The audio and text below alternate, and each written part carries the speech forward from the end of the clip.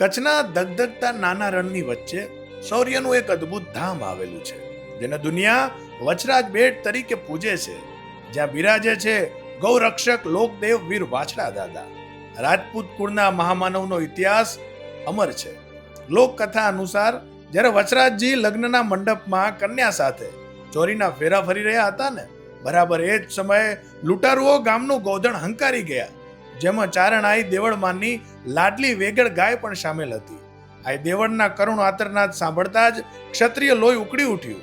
લગ્નના અધૂરા ફેરે વરરાજાના વેશે જ વસરાજજી હાથમાં શમશેર ઉપાડી અને રણમેદાન ભળી દોડી ગયા. આ ધર્મયુદ્ધમાં તેમનો પરમ વફાદાર શ્વાન મોતી કૂતરો પણ માલિકની પડખે રહીને લડ્યો. ગાયોને મુક્ત કરાવતા કરાવતા લૂંટારુઓ સામે લડતા લડતા વસરાજજીનું મસ્તક ધડથી અલગ થયું, છતાં એમનું ધડ દુશ્મનો પર કાળ બનીને તૂટી પડ્યું.